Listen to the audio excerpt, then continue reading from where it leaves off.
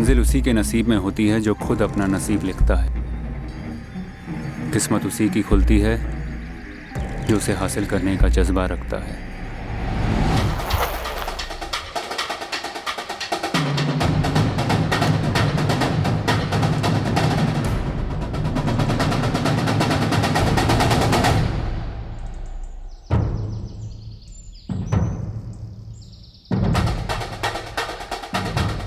हौसला बुलंद हो तो अंधी गलियों में भी रास्ते निकलते हैं। जुनून का चिराग जलता रहे तो अंधेरे में भी तीर निशाना चीर जाता है। हमने फरीदा से साफ कह दिया जी, निकाह के बाद सर्विस वगैरह करना हो तो तुम्हें ससुराल के रजामंदी से ही करना होगी। लीजिए। अल्ताफ भैया, हमने भी अशरफ से कह दिया था। भी अल्लाह ताला का दिया हुआ इतना अच्छा हमारा हार्डवेयर का बिजनेस है, फिर तुम जॉब क्यों करोगे? और हम माशाल्लाह लड़का समझदार है, ग्रेजुएशन करते ही दुकान पे मेरा हाथ बटाने लगा। ये तो रिटायर ही हो गया है, दुकान का ज़्यादातर काम तो अशरफ ही संभालता है अब। अशरफ बेटा, अगर आपको फरीदा से कुछ बात करनी है, कुछ पूछना है तो आप पूछ सकते हो।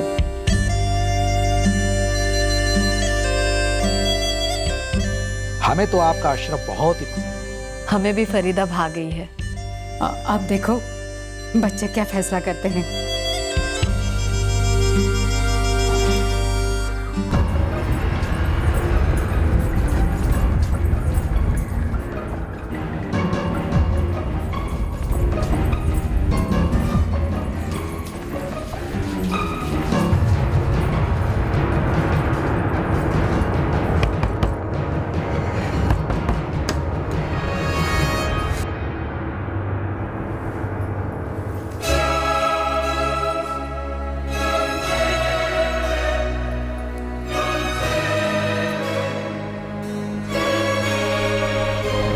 धीरज, काश तुमने मुझे कॉलेज में प्रपोज कर दिया होता ना, तो आज हम हमारे अपने कमरे में होते। जो हो गया उसका क्या गम करना, जो हो रहा है अच्छा ही तो है।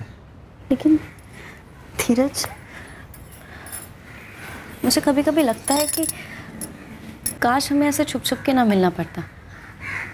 काश काश कल्पना की जगह मैं तुम्हारी बीवी होती।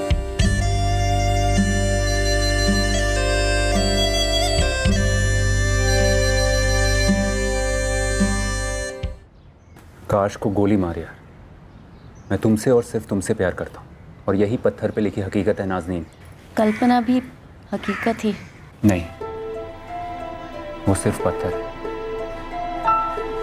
मेरे गले से बंधा पत्थर। पर मैं कब तक अम्मी से झूठ बोलते हुए दरगाह जाती रहूं?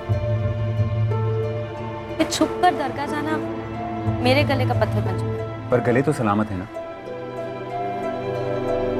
मैं हिंदू, तू मुसलमान, अगर पता चला तो न जाने कितने गले कटेंगे। देखो नाज़नीन, अगर मैं कल्पना को छोड़ भी दूं, फिर भी कायदे से हमारा मिलना नामुमकिन है। तो ऐसे ही खुश रहते हैं ना एक दूसरे के साथ। पर कब तक? जब तक चलता है चलने देते हैं, फिर कोई दूसरा तरीका निकाला जाएगा।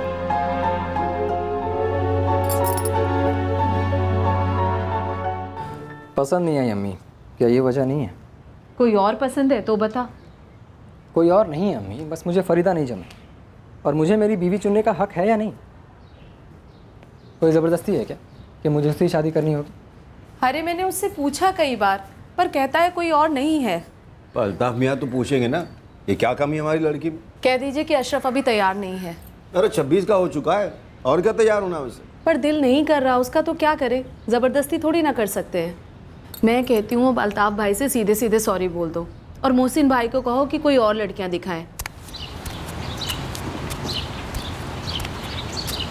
ये कहाँ का खानदान है और लड़का क्या करता है?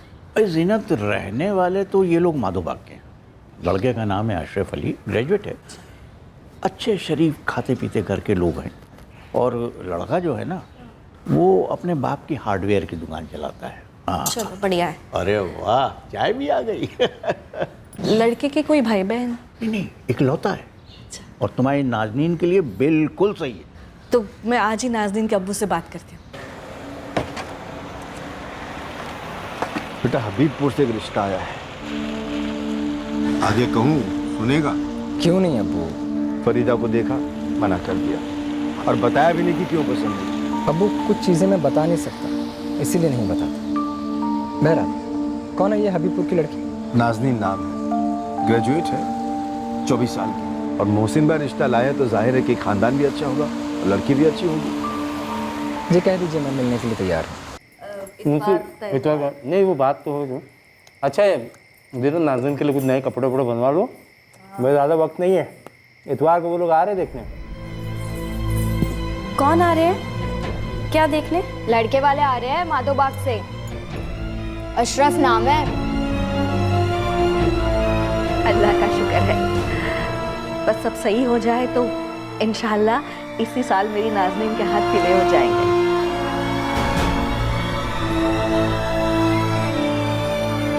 The number you have called is currently not reachable. The number you have called is currently not reachable. धीरज जल्दी कॉल करो, एन वक्त पर तुम्हारा अर्जेंट काम निकलना था। प्लीज, बहुत अर्जेंट बात है, मैं बड़ी मुश्किल में फंसी हूँ। आइए बिलाल भाई, अजुल भाई इलियास आओ आओ। अस्सलाम वालेकुम। आइए अस्सलाम वालेकुम। इस्लाम खैरियत से? अब्बास भाई ये हमारे बड़े भाईजान बिलाल भाई साहब हैं, ये उनका बेटा इलियास है और इनसे छोटे भाई अजमल है। इनका बेटा फैसल नहीं आया क्योंकि वो रहमतगंज में काम पे गया, इसलिए आज आ नहीं पाया। जिंदगी इन दोनों को साथ में गुजारनी है, बिना किसी दखल के अगर आपस में बातचीत कर लेते तो अच्छा रहता। क्यों अशरफ? जी अम्मी। हमारी तरफ से तो बेझिझक हाँ है।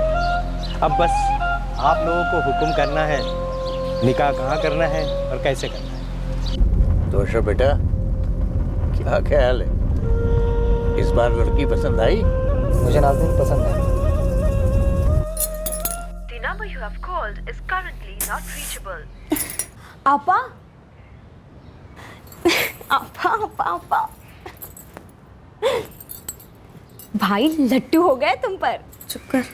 अरे सच, वो अशरफ, ओह सॉरी, मेरे होने वाले अशरफ जीजू ने हाँ कर दी है। अगस्त में निकाह की बात हो रही है और अगस्त को भी 2 महीने भी कहाँ है। अरे ऐसे मुंह फुला हुआ क्यों है यार, इतना अच्छा लड़का है, फिर से हैंडसम भी है। अगर तुम्हें पसंद नहीं है तो बता दो भाई, मैं ही पटा लेती हूँ। हाँ तू ही पटा ले, ठीक है? तो ठीक है, फिर मैं ही पटा लेती हूँ। अब्बा से बात कर लेना, एक बार बात हो जाएगी ना फिर मत बोलना, तुम्हारे भी अपने ही नखरे होते हैं। हाँ The number you have called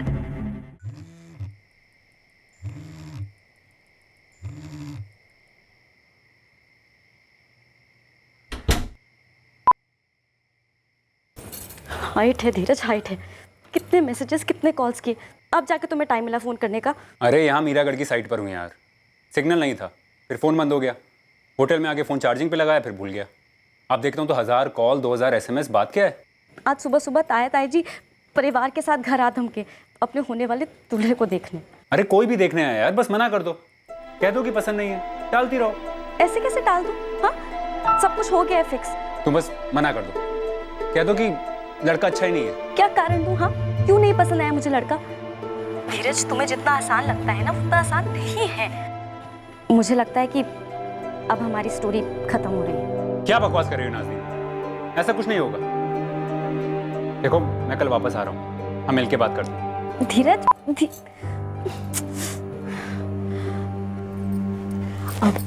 ये लीजिए आपकी चाय, नाश्ता बस 2 मिनट में रेडी हो जाए। नहीं चाय रहने दो, नाश्ता भी रहने दो, लेट हो रहा है। ये क्या है धीरज, आज सुबह तो घर आया है, अब बगैर नाश्ता किए वापस जा रहा है। काम है पापा। 2 मिनट रुकिए ना, मैं नाश्ता पैक करके दे देती हूँ।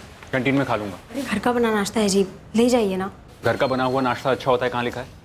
एक बार में समझ में नहीं आता तुम्हें? तुमसे बोला ना कैंटीन में खा लूंगा।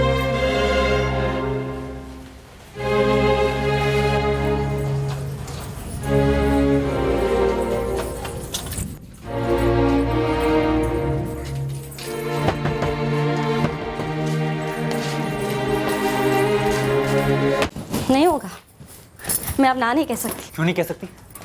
बिल्कुल कह सकती हूँ। अच्छा क्या बोलूं उनको? हाँ कि मैं एक हिंदू शादीशुदा लड़के के प्यार में पागल हो गई हूँ। तो क्या करेगी? उस अशरफ से शादी करेगी? ऑप्शन है?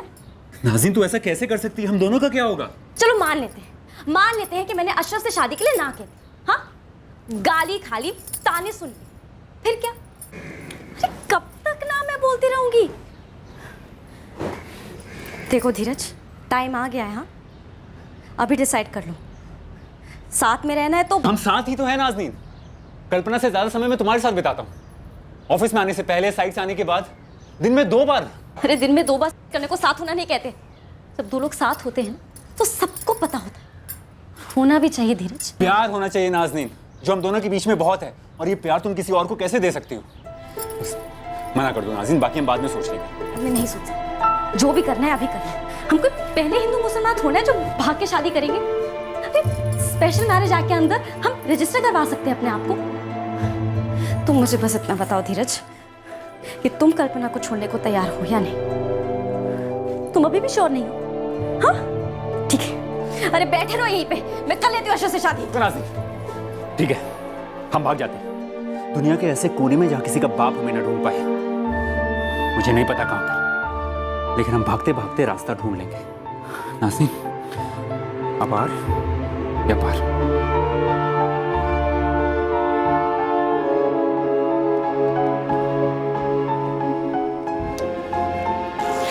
अपने डॉक्यूमेंट्स और मिनिमम कपड़ों के अलावा और कुछ पैक मत करना, सब अरेंज हो जाएगा। ज़्यादा इमोशनल होकर लेटर वेटर लिखने की ज़रूरत नहीं। और हाँ, अपना मोबाइल स्विच ऑफ कर घर पर ही कहीं फेंक देना।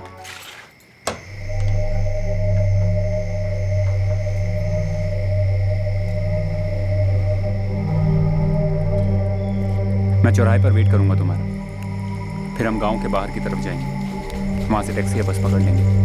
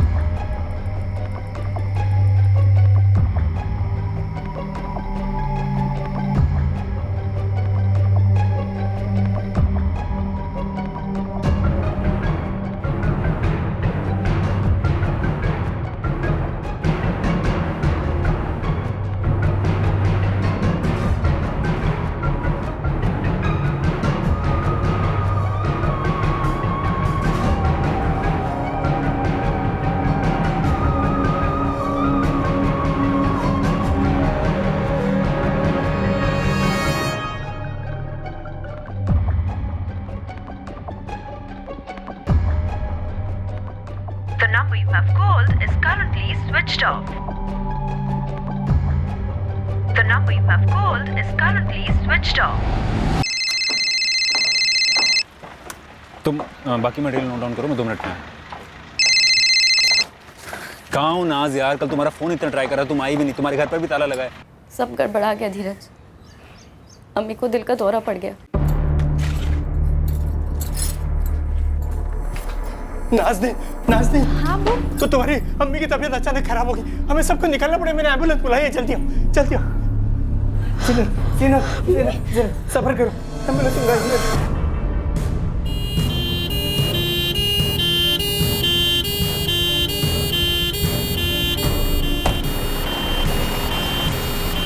मैंने तो बैग पैक करके फ़ोन स्विच ऑफ करके टेबल के नीचे फेंक दिया था। मैं उसे वही छोड़कर अब्बू के साथ अम्मी को लेकर हॉस्पिटल आ गई। फिर मैं वहाँ उन सबको उस हालत में कैसे छोड़कर चली आती। बुरा हुआ नाज, लेकिन चलो अब अम्मी तो स्टेबल है। हाँ, अल्लाह की दुआ से। तो अब क्या करें? पता नहीं धीरज, 1-2 दिन रुक जाते हैं, तब तक अम्मी भी हॉस्पिटल से आ जाएगी। हाँ, मैं भी यही कहने वाला था। Dheeraj, I love you. Love you too Naaz, जान से ज़्यादा, सबसे ज़्यादा।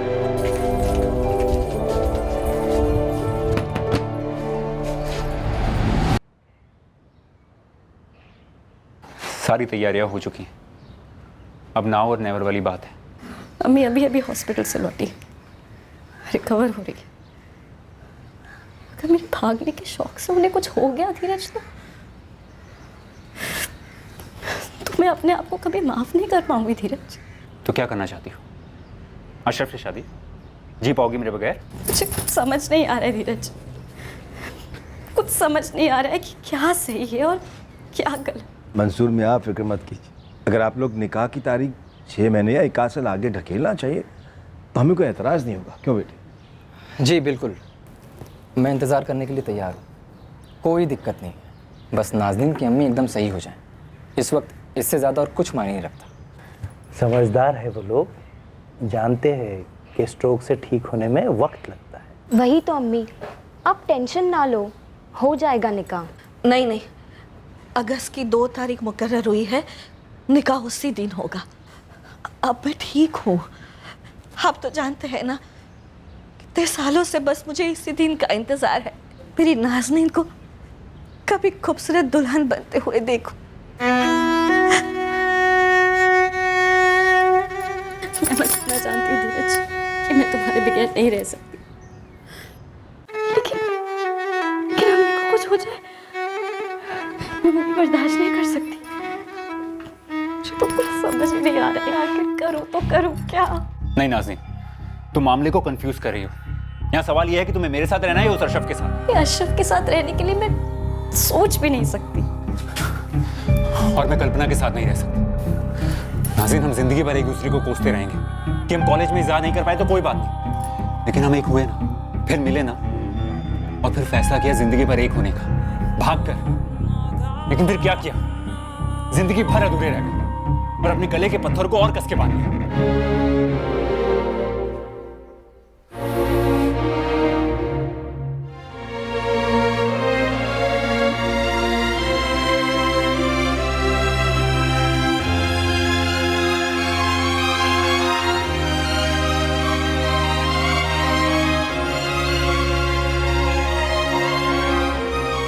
कबूल। कबूल।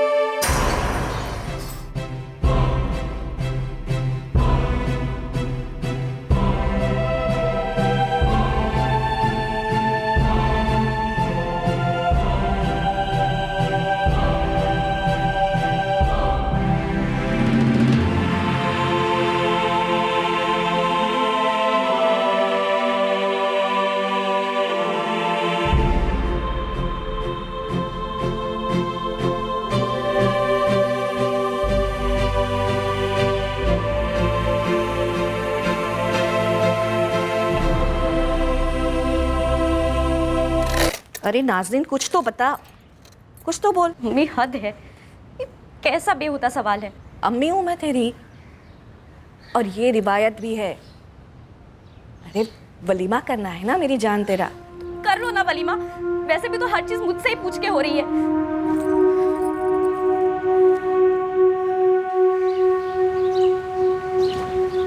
अशरफ, क्या हुआ? सब ठीक तो है? हाँ अम्मी, क्यों? अरे नाज़नीन अभी तक उठी नहीं, कमरे से बाहर तक नहीं निकली।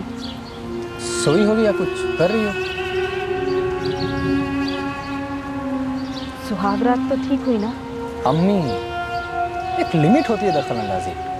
ये तुम्हारी नई जिंदगी का पहला दिन है, तुम दोनों साथ में बाहर आते, तुम्हारे चेहरे पे मुस्कान होती तो फिर है ना मुस्कान? ये आप नाचो नाचो।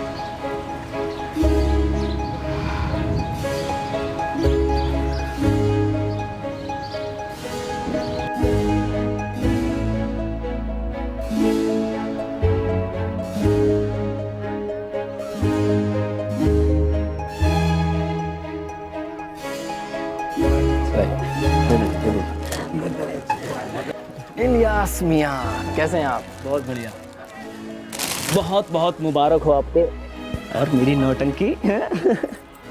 जीजा साहब जी, किसी ने आपको नाजनीन के बारे में बताया नहीं होगा, पर ये ना टॉप की नौटंकी है। क्या क्या टॉप की नौटंकी करती हैं आपकी बहन? ज़रा हमें ही बताइए ताकि हम पहले से तैयारी कर रखें। इलियास साहब, फैजल मियाँ नज़र नहीं आ रहे हैं, निकाह में भी नहीं आए थे और आज वलीमा में भी नज़र नहीं आ रहा। अरे वो अपने निकाह में पहुंच जाए तो बहुत बड़ी मेहरबानी होगी। उनका निकाह तो उनके काम से ही हो गया। जनाब सरताजगंज में बैठे हुए हैं गोंद से चिपक कर और अपना काम कर रहे हैं। तुम ना उसकी क्लास अलग से लेना। भाई और आया नहीं? फैजल मियाँ की तो बात ही मत कीजिए, उनका गुनाह माफ़ी के लायक भी नहीं है।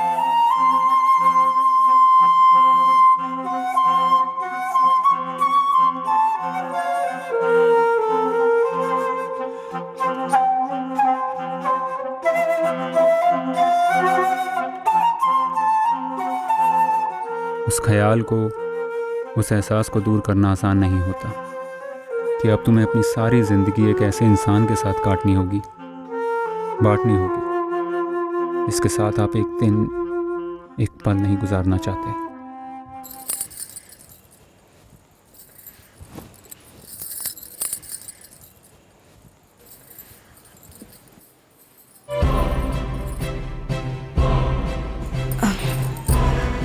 अशरफ, मेरा मूड नहीं है।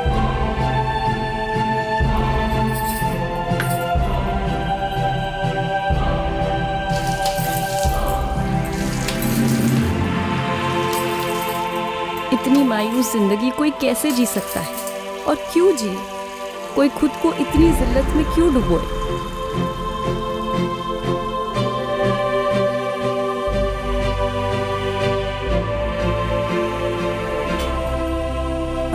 मुझे अम्मी से मिलने जाना है। आज जाना है?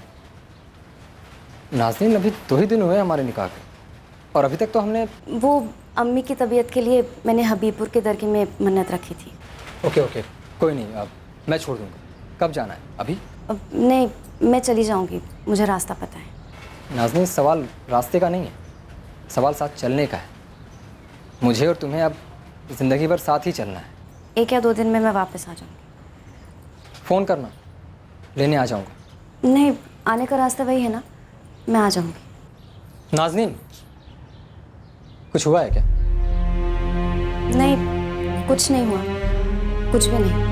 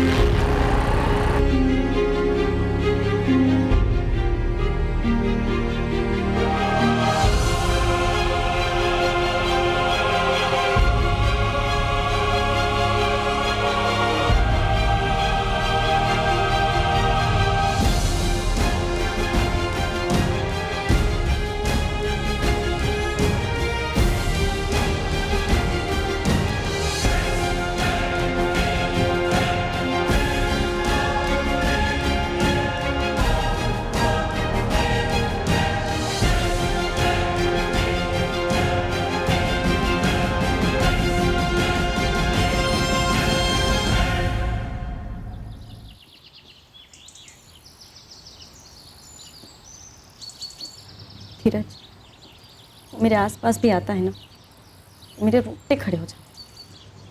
और ये सोचकर मेरे रोंगटे खड़े हो जाते। धीरज, मुझे तुम्हारी बात मान लेनी चाहिए थी, भाग जाना चाहिए था हमें। अभी भी भागने के लिए तैयार हो?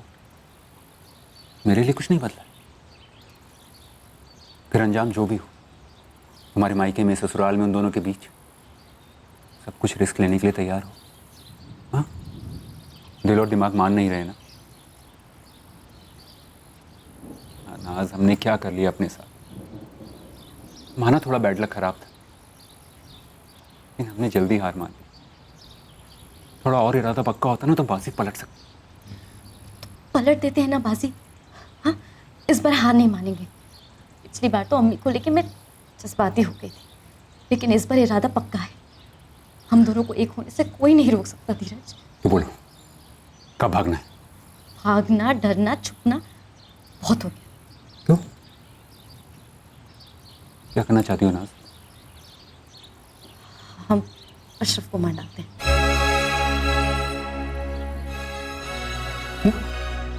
हाँ, मार डालते हैं उसे।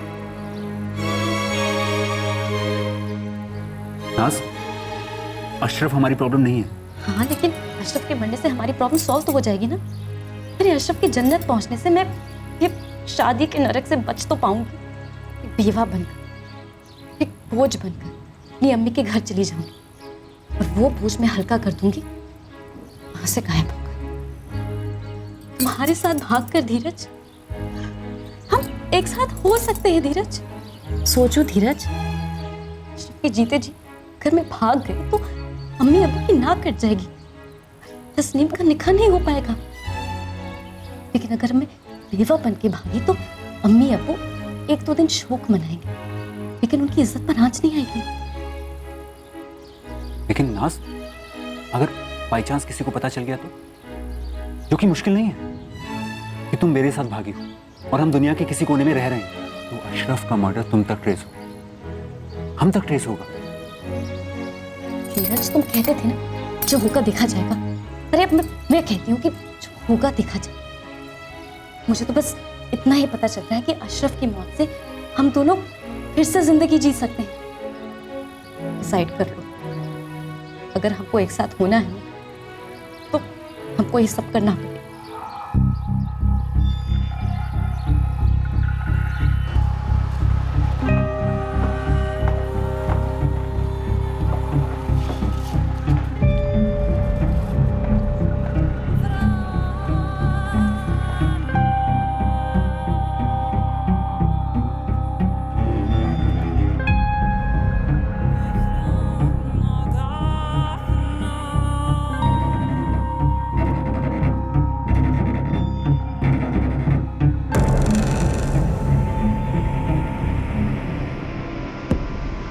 अच्छा, तुम्हारे बड़े अब्बू का बेटा फैजल निकाह में नहीं आया था ना?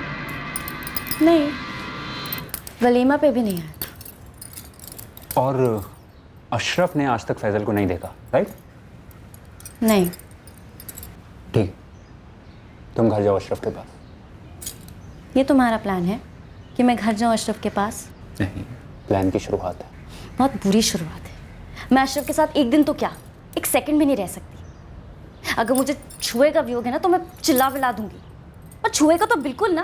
ये हक बनता है उसका, बीवी हूं मैं उसकी। अरे तुम मत दो उसे उसका हक, बहाने बनाती रहो जैसे अभी तक बना रही हो। बहुत आसान है ना।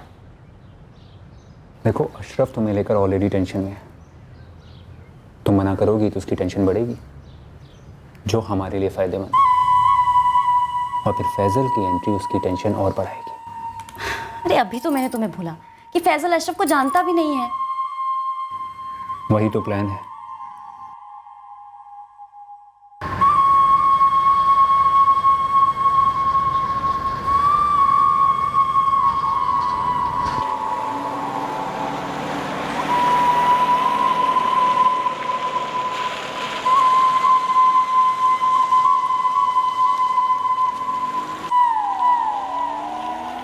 अरे स्वयं धीरज मौर्य बता रहे हैं।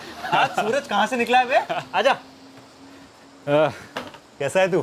अरे छोड़, मैं कैसा हूँ, बैठ। ये बता, तू सरताजगंज आते रहता है काम के सिलसिले में और पूरे 6 महीने बाद अपना थोपड़ा दिखा रहा है। यार तू इतनी गिल्ट ट्रिप देता है, सोचा इस बार मिल लेता हूँ। चल ठीक है, ये बता 1-2 दिन रुकेगा या पलक झपकते गायब? नहीं, कल सुबह तक हूँ। बस तो ठीक है, आज रात तू मेरे पास रुकेगा, समझा? चल ठीक है भाई।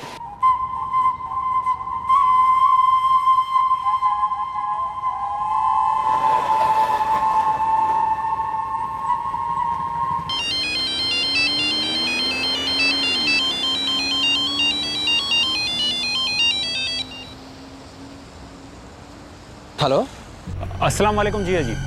वालेकुम अस्सलाम। इलियास बोल रहे हो ना? नहीं, इलियास नहीं, मैं बोल रहा हूँ फैजल।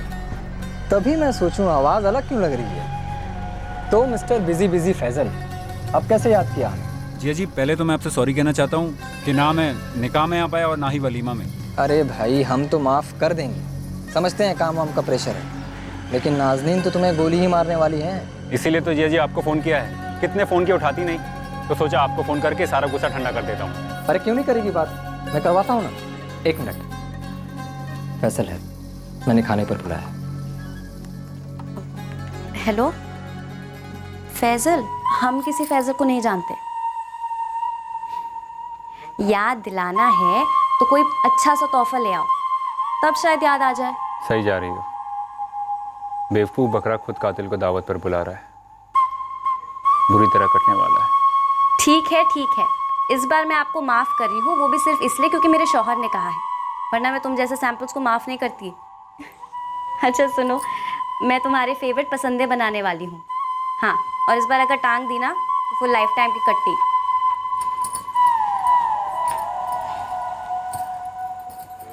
तुम्हें मजाक करते मुस्कुराते देख बड़ा अच्छा लगता है नाज़नीन।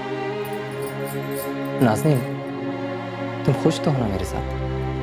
हाँ, मैं खुश हूँ।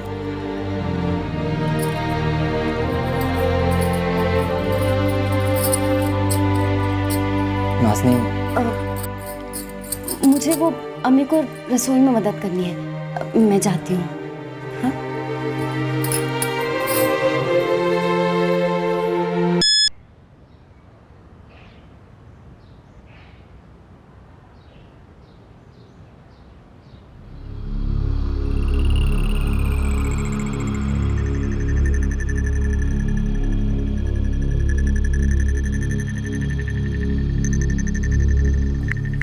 भाई फैजल, तुम्हारे मैसेजेस और जोक्स पढ़कर इतना हंसा हूँ कि आंखों से पानी आ गया।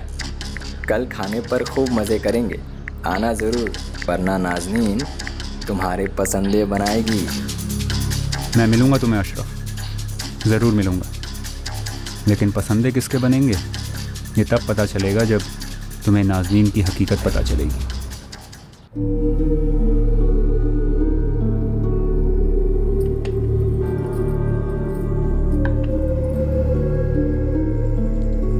नाज़नीन, फैसल का कोई और नंबर है क्या तुम्हारे पास?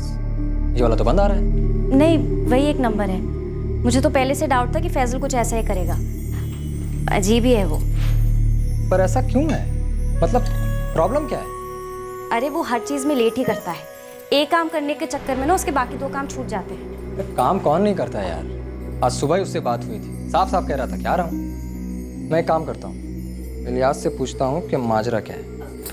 इलियास और फैजल के बीच झगड़ा चल रहा है। इलियास वैसे भी फैजल से खफा है कि वो शादी और हमारी वलीमा में शरीक नहीं हुए, खामखा लड़ेंगे। छोड़िए ना। तो क्या करें, वेट करें? कोई फ़ायदा ही नहीं है। मैं तो कहती हूँ हम खाना खा लेते हैं। अजीब बंदा है। अच्छा, वैसे कल परसों मुझे फिर से हबीबपुर जाना है, दरगाह पे, ठीक है? हाँ ठीक। अस्सलाम वालेकुम अशरफ मियाँ। यार रखो अपना सलाम अपने पास। साले आए नहीं कल तुम? इतने सारे मज़ेदार खाने बनाए थे नाज़नीन ने, पसंदे और ये और वो और पता नहीं क्या क्या। इतनी अच्छी दावत तो मेरे लिए भी कभी नहीं बनी, और ना ही कभी बनेगी। ऐसा क्यों बोल रहे हो यार? मैं तुम्हें तुम्हारे घर पर नहीं मिलना चाहता था, कहीं और मिलना चाहता था, अकेले में, नाज़नीन से दूर। ऐसा क्यों? सीधी बात करो भाई। मैं और तुम कभी पहले मिले तो हैं नहीं, फिर भी मैं तुमसे सच नहीं छुपा पाऊंगा। तुम सामने आओगे तो कह ही दूंगा। कैसा सच? सच जिसकी वजह से ना तो मैं निकाह में आया, ना वलीमा में, और ना ही दावत में। देखो यार, ये पहेलियाँ उलियाँ ना बजाओ, जो भी बोलना सीधे सीधे बोल दो। फैजल देखो बहुत हो गया, ये सस्पेंस और ये खामोशी अगर कोई मजाक है तो भाई मुझे माफ़ करो। मजाक तो तुम बन गए हो। क्या तुम कुछ ऐसा कहना चाहते हो जो मुझे मालूम नहीं और मुझे मालूम होना चाहिए? हाँ। देखो फिर चुप हो गए। फैजल बात करो, क्या कहना चाहते हो? क्या नाज़नीन के बारे में कुछ है? हाँ। तुम कह रहे थे कि वो मेरे लिए ऐसी दावत कभी नहीं बनाएगी, क्या मतलब था उसका?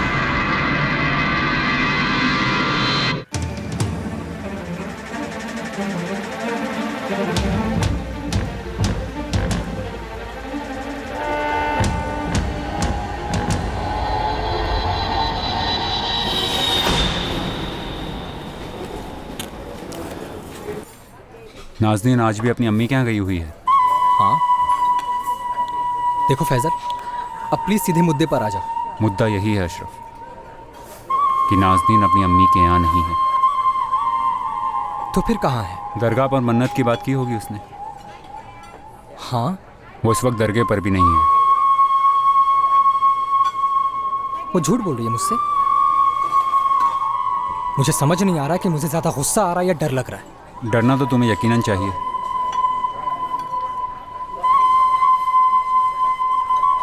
नाज़नीन तुम्हारा मर्डर प्लान कर रही है। ये क्या बकवास कर रहे हो यार?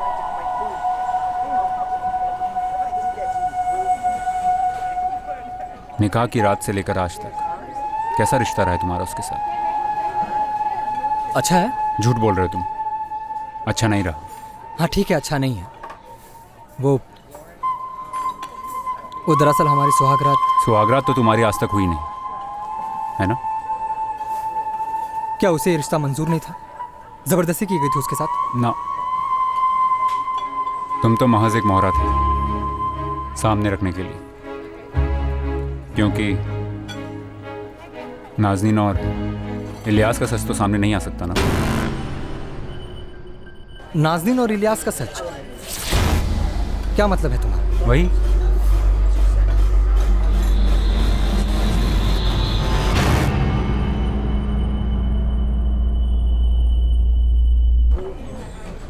मुझसे उनका नाटक देखा नहीं जाता, इसीलिए ना मैं निकाह में आया और ना वलीमा में। कब से? 5 साल। जाहिर है खुलेआम तो ऐलान कर नहीं सकते अपने रिश्ते का, इसीलिए निहायती घटिया तरीका अपनाया।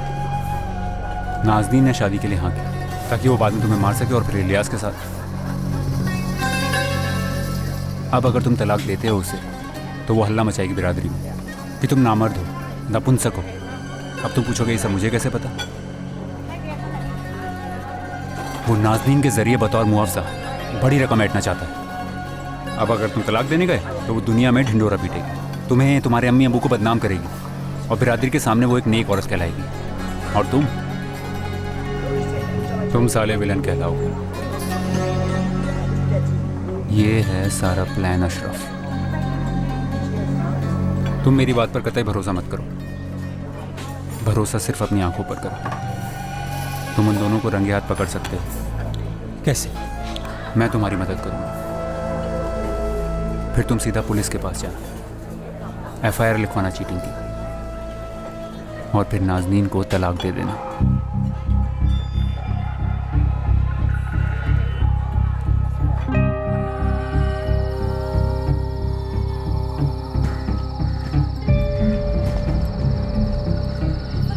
अशरफ, वहां क्यों खड़ा है चुपचाप? क्या हुआ? अशरफ,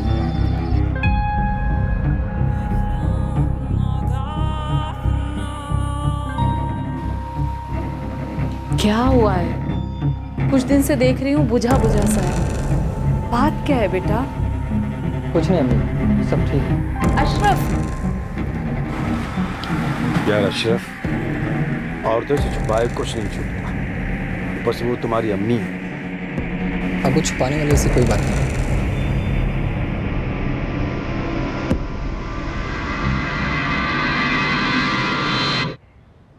अशरफ, इस बार 4 दिन रुकूंगी, ठीक है? तुम मम्मी के घर ही रुकोगी ना 4 दिन? हाँ, अम्मी के घर ही जाती हूँ ना। इस बार ही ना, मैं भी तुम्हारे साथ चलता हूँ तुम्हारे अम्मी के यहाँ 4 दिनों। जैसे ही तुम कहोगे कि तुम्हें भी चलना है उसके साथ और तुम भी रुकोगे, देखना उसके चेहरे का कलर ही उड़ जाएगा। लेकिन अशरफ, ठीक नहीं है ना ऐसे 4 दिन, वो भी ससुराल में। लोग क्या कहेंगे कि तुम घर जमाई बन गए। वो तो मैंने सोचा ही नहीं। ठीक है, तुम अकेले चली जाओ।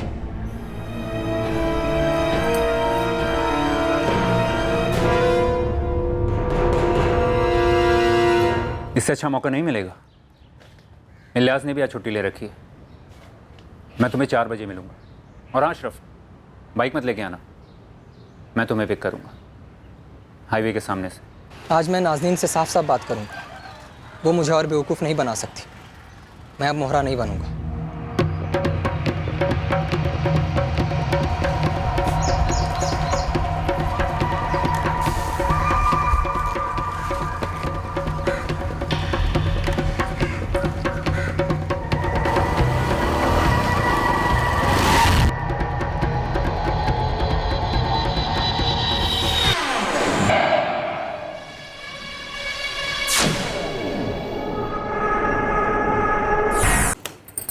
अगर वो परेशान है बेटा तो तेरा फर्ज बनता है ना उसकी मदद करना। अम्मी लेकिन वो कुछ बोलते तक नहीं, बात तक नहीं करते। खैर मैं तो नई नवेली दुल्हन हूँ, लेकिन वो अपने अम्मी अब्बू को भी कुछ नहीं बोलते। बेटा, निकाह के बाद पति अपनी वालिदा से ज़्यादा अपनी पत्नी से अपने राज बांटता है। लेकिन अम्मी मुझे वो एक लफ्ज़ भी नहीं बताता कि आखिर उनकी परेशानी क्या है। कहीं वो मुझसे तो परेशान नहीं, कहीं मुझसे तो नाखुश नहीं वो। नहीं नहीं बेटा, ऐसे नहीं बोलते। भला तुमसे वो नाखुश क्यों रहने लगा? अरे तुमसे निकाह करे तो उसने बड़ी खुशी खुशी हाँ कह दी थी। अम्मी मैंने आपसे वलीमा से पहले झूठ बोला था। क्या? अशरफ ने आज तक मुझे छुआ तक नहीं है। ये क्या कह रही है तू? अब कह रही है इतने दिनों के बाद? अम्मी मैं आपको परेशान नहीं करना चाहती थी, लेकिन मुझे लगता है कि कहीं उसकी ज़िंदगी में कोई और तो नहीं। अल्लाह,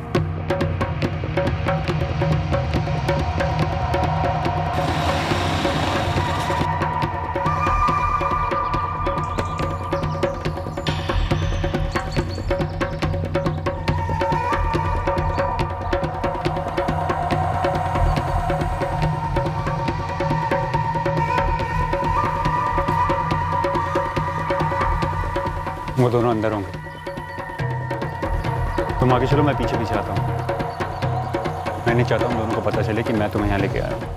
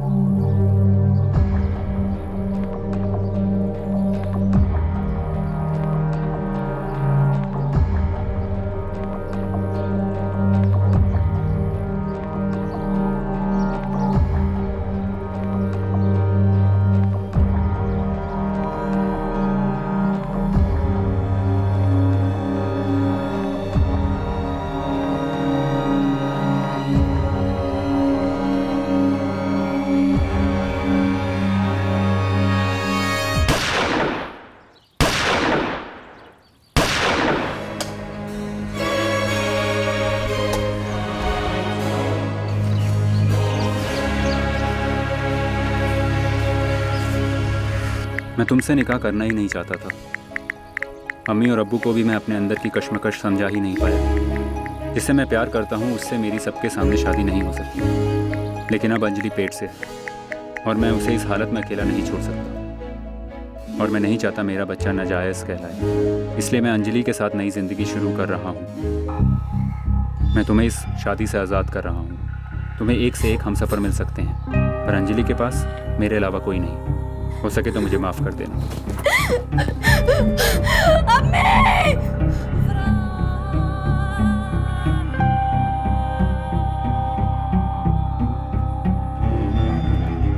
मुझे माफ़ कर देना अब्बू अम्मी, मैं अंजलि के साथ अपनी नई जिंदगी जीने चाह रहा हूँ।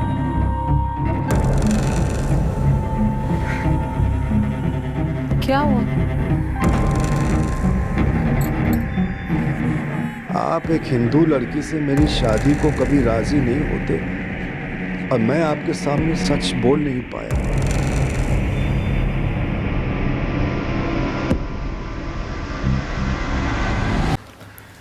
तो ये प्लान है।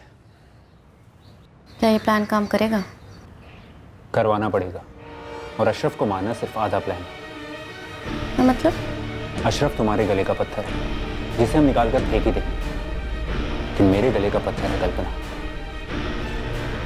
उसे भी तो निकाल के फेंकना है। परफेक्शन।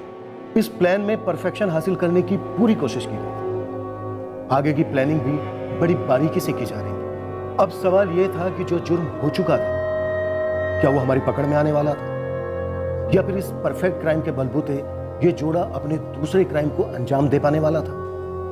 हमारे हाथ ये एक ऐसा केस आया था जहां मुजरिम नामुमकिन को मुमकिन बनाने की फिराक में थे और हमें उस मुमकिन को नामुमकिन करना।